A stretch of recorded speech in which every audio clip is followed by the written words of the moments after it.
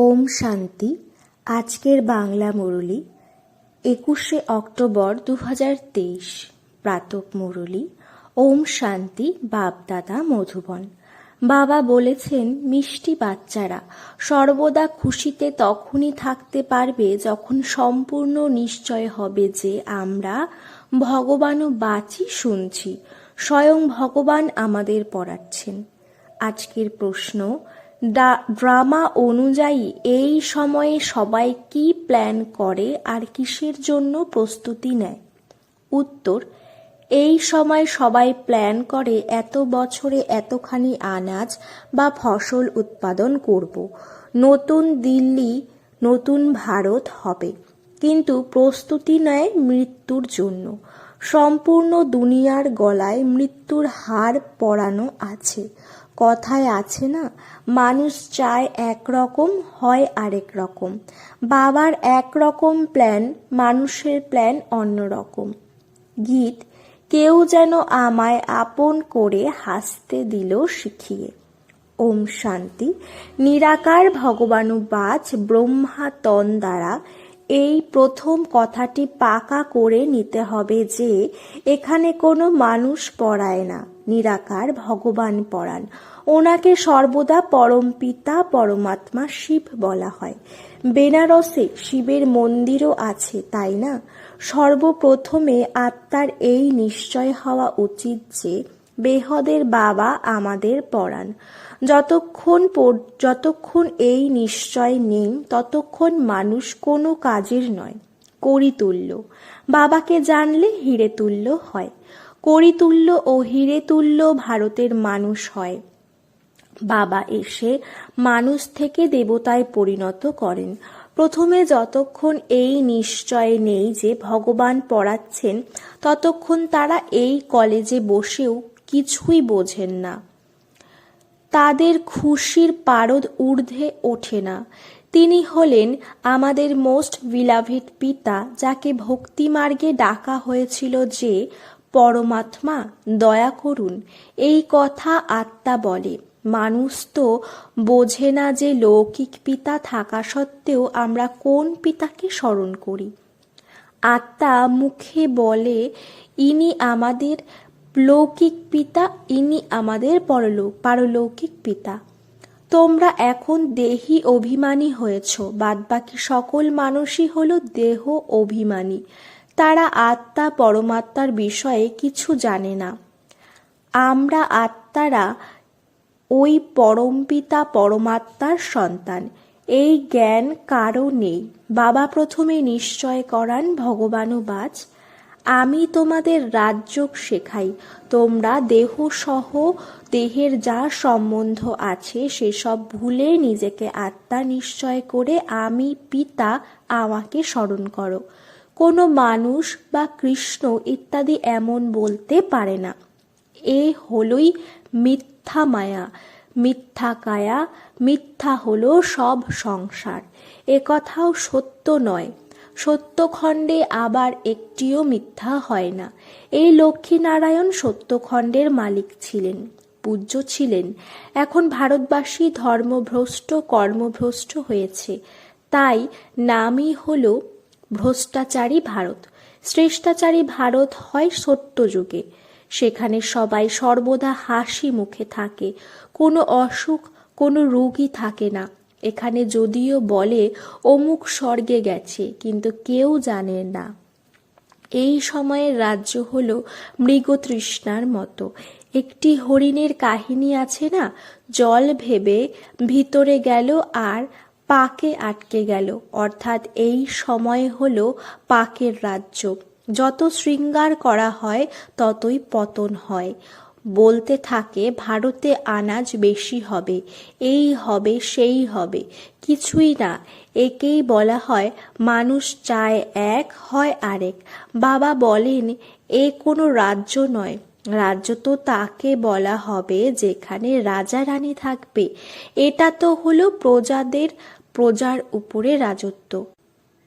এই হলো ইরিলিজিয়াস আনরাইটিয়াস রাজ্য। ভারতে তো আদি সনাতন দেবী দেবতাদের রাজ্য ছিল। এখন তো ধর্মভ্রষ্ট, কর্মভ্রষ্ট হয়েছে। এমন আর কোনো দেশ নেই যে নিজের ধর্মকে জানে না। বলাও হয় রিলিজন ইজ মাইট, অর্থাৎ ধর্ম হলো শক্তি। দেবতাদের তো সম্পূর্ণ বিশ্বের রাজত্ব ছিল, এখন তো একেবারেই কাঙাল হয়েছে। বাইরে দেশের কত সাহায্য নিতে হয়, তাদের হলো বহু বলের সাহায্য, তোমাদের হলো যোগ বলের সাহায্য। তোমরা বাচ্চারা জানো মোস্ট বিলাভেড হলেন বাবা, যার দ্বারা আমরা 21 জন্মের জন্যে সদা সুখের বর্ষা প্রাপ্ত করি। সেখানে কখনো দুঃখের কান্নার কথাই নেই। কখনো অকালে মৃত্যু হয় না। আজকালকার মতো একসাথে 4 থেকে 5টি সন্তান জন্মও হয় না। একদিকে দেখো খাদ্যের অভাব বলে বার্থ কন্ট্রোল করে, মানুষ চায় কিছু, বোঝে নিউ দিল্লি নতুন রাজ্য, কিন্তু কিছুই নেই। মৃত্যুস্বরূপ হার হয়ে রয়েছে সবার গলায়, মৃত্যুর পুরো ব্যবস্থা করছে। অবশ্যই 5000 বছর পূর্বের মতো এ হলো সেই মহাভারতের লড়াই। বাবা বলেন এটা তো কোনো রাজ্য নয়, এ হলো মৃগতৃষ্ণার মতো। দ্রৌপদীর দৃষ্টান্তও দেওয়া হয়, তোমরা সবাই হলে দ্রৌপদী। তোমাদের জন্য বাবার আদেশ হলো এই বিকারগুলিকে পরাজিত করো। আমরা প্রতিজ্ঞা করি আমরা সদা পবিত্র থেকে ভারতকে পবিত্র করব। এই পুরুষজন পবিত্র থাকতে দেয় না। অনেক গুপ্ত গোপিকারা আহ্বান করে বলে যে এরা আমাদের ওপর অত্যাচার করে। তোমরা জানো এই কাম মহাশত্রু তো হল মানুষকে আদি মধ্য অন্ত দুঃখ প্রদানকারী। বাবা বলেন তোমাদের এই বিকারকে পরাজিত করতে হবে। গীতায় আছে ভগবানুবাচ কাম হলো মহাশত্রু, কিন্তু মানুষ বোঝে না। বাবা বলেন পবিত্র হও, তাহলে তোমরা রাজার রাজা হবে। এবারে বলো রাজার রাজা হবে নাকি পতিত হবে? এই একটি শেষ জন্ম। বাবা বলেন আমার জন্যে পবিত্র হও। অপবিত্র দুনিয়ার বিনাশ, পবিত্র দুনিয়ার স্থাপন হয়ে যাবে। অর্ধকল্প তোমরা বিষ পান করে এত দুঃখ দেখেছ, তোমরা এক জন্ম এই সব ছাড়তে পারছো না। এখন পুরানো দুনিয়ার বিনাশ এবং নতুন দুনিয়ার স্থাপনা হচ্ছে। এতে যারা পবিত্র হবে আর পবিত্রে পরিণত করবে তারাই উচ্চ পদমর্যাদা প্রাপ্ত করবে। এই হলো রাজযোগ। তোমরা বলো আমরা হলাম ব্রহ্মা কুমার কুমারী, অর্থাৎ আমরা হলাম অবশ্যই প্রজাপিতা ব্রহ্মার সন্তানও। ব্রহ্মা হলেন শিবের সন্তান। তোমাদের অবিনাশী উত্তরাধিকার প্রদান করেন শিব। এ হলো ইনকর্পোরিয়াল গড ফাদারলি ইউনিভার্সিটি। তিনি হলেন হেভেন স্থাপনকারী, উত্তরাধিকার প্রদানকারী শিব। তিনি গডফাদার, ব্লিসফুল, নলেজফুল পিতা বসে পড়ান। কিন্তু যখন দেহ অভিমান থাকবে না তখন বুদ্ধিতে বসবে। ভাগ্যে না থাকলে ধারণা হবে না। যথাযথভাবে তোমরা হলে জগৎ পিতার সন্তান। ব্রহ্মা কুমার কুমারীরা রাজযোগ শিখছে। তোমাদেরই বিশাল সরণিক স্থাপিত আছে, কত সুন্দর মন্দির আছে। সেসবের অর্থ তোমরা বাচ্চারা ছাড়া আর কেউ জানে না। পূজা করে মাথা নোয়ায়, সব টাকা খরচ করে। এখন একেবারে করিতুল্য হয়েছে, খাদ্য বস্তু নেই। এখন বলে সন্তান জন্ম দর কমাও। এই বিষয়ে মানুষের শক্তি নেই যে বলতে পারে কাম হলো মহাশত্রু। এ তো যত বলা হবে জন্ম দর কম করো ততই বেশি সংখ্যায় জন্ম হবে, কারো শক্তি চলবে না। বাচ্চারা, সর্বপ্রথম তোমাদের কথা বোঝাতে হবে যে এ হলো গডফাদারলি ইউনিভার্সিটি। ভগবান হলেন এক। এই একটি চক্র যা ঘুরতে থাকে। এই সবই হলো বোঝার বিষয়। মিত্র, আত্মীয়, স্বজন ইত্যাদিদের এই রুহানি যাত্রার রহস্য বোঝাতে হবে। দৈহিক যাত্রা তো জন্ম জন্মান্তর করেছ, এই রুহানি যাত্রা একবারই হয়। সবাইকে ফিরে যেতে হবে, কোনো পতিত এখানে থাকবে না। এখন বিনাশের সময়। এত যে কোটি কোটি মানুষ আছে, এরা সবাই সত্য যুগে থাকবে না, সেখানে সংখ্যা খুবই অল্প হবে। সবাইকে ফিরে যেতে হবে। বাবা এসেছেন নিয়ে যেতে। যতক্ষণই কথা বুঝবে না ততক্ষণ সুইট হোম এবং সুখধাম স্মরণে আসবে না। স্মরণ করা তো খুবই সহজ। বাবা বলেন, সুইট হোম চলো, আমি ছাড়া তোমাদের কেউই নিয়ে যেতে পারবে না। আমি হলাম কালের কাল। কত ভালোভাবে বোঝানো হয়, কিন্তু আশ্চর্য যে এত বছর থাকার পরেও ধারণা হয় না। কেউ তো খুবই তীব্র বুদ্ধি হয়ে যায়, কেউ কিছুই বোঝে না। এর মানে এই নয় যে পুরানোদের এমন অবস্থা, তো আমাদের কি হবে? না, স্কুলে সবাই কি আর 1 নম্বর হয়? এখানেও নম্বর অনুযায়ী আছে। সবাইকে বোঝাতে হবে বেহতের বাবার কাছে অবিনাশী উত্তরাধিকার প্রাপ্তির এটাই হলো সময়। 21 জন্মের জন্যে সদা সুখের উত্তরাধিকার পেতে হবে। কত ব্রহ্মা কুমার কুমারীরা পুরুষার্থ করছে, নম্বর অনুযায়ী তো হয়। তোমরা জানো পতিত পাবন হলেন একমাত্র পিতা, বাকি সবাই হলো পতিত। বাবা বলেন সবার সদ্গতি দাতা হলেন এক, তিনি স্বর্গের স্থাপনা করেন। তারপরে শুধু ভারতই থাকবে, বাকি সব বিনাশ হয়ে যাবে। মানুষের বুদ্ধিতে এইটুকু কথা থাকে না। বাবা বলেন, বাচ্চারা, আমার সহযোগী হও তো আমি তোমাদের স্বর্গের মালিক করব। মানুষের সাহস থাকলে ঈশ্বর সাহায্য করেন, বা হিম্মিতের মর্দা মদ্দে ক্ষুদা গায়ন তো করে ঈশ্বরীয় সেবাধারী বা ক্ষুদায় খিদমতগার। বাস্তবে তারা হলো দৈহিক স্যালভেশন আর্মি। তোমরা হলে সত্য প্রকৃত রুহানি স্যালভেশন আর্মি। ভারতের নৌকা যে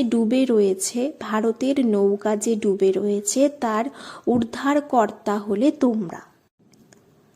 ভারত মাতা শক্তি অবতার।